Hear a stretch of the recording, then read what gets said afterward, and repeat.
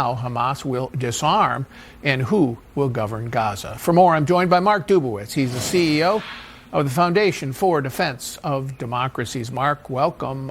Very big event this week.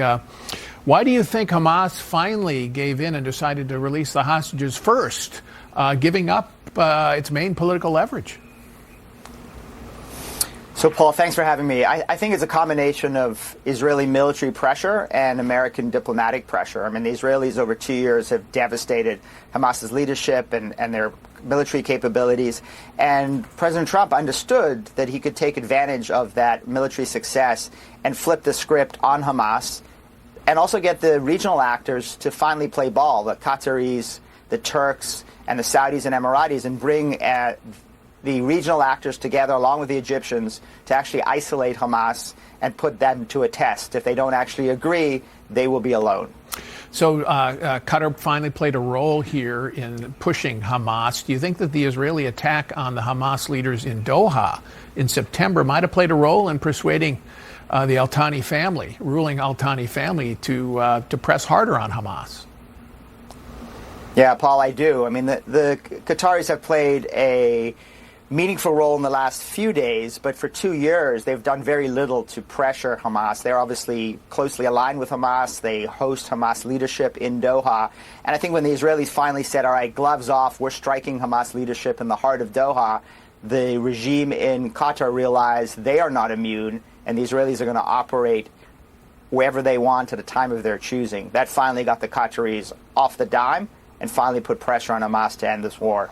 You know, so there's a narrative out there, I know you've read it, because I've read it, particularly from some of the Biden officials and some of the think tank types in Washington, that says what really happened here is that President Trump, finally decided to twist the arm of Benjamin Netanyahu and get him to agree, because he was the only one holding up the deal. Why don't you respond to that?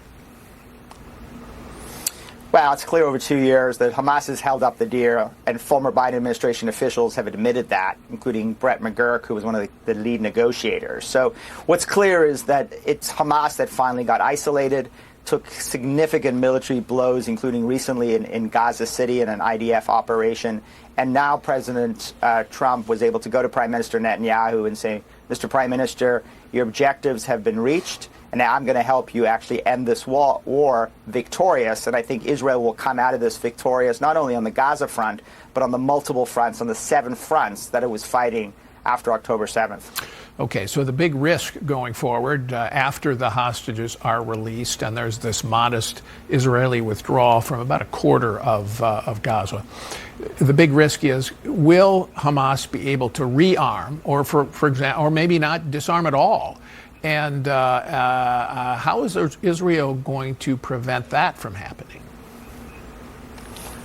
It's a massive risk, and I think it's not just Israel, but it's the United States. I mean, President Trump is right to have said that this is a momentous occasion, and the possibility of a comprehensive peace agreement, not only with Palestinians, but more importantly with Saudis and Indonesians and regional and global normalization for Israel. But for that to happen, Hamas has to be defeated, and they have to be dismantled, and they have to be disarmed.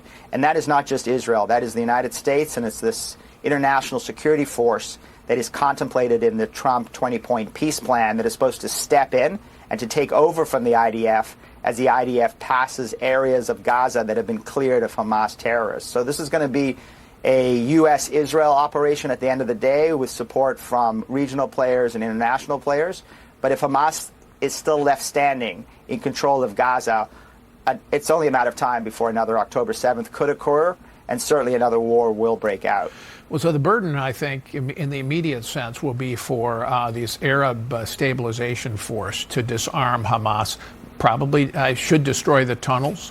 And they've got, in the first instance, to do that. If they don't, will Israel have enough freedom of action and President Trump's support to go in and stop, for example, terror attacks on Israeli soldiers or on, for that matter, Palestinians who want a peace?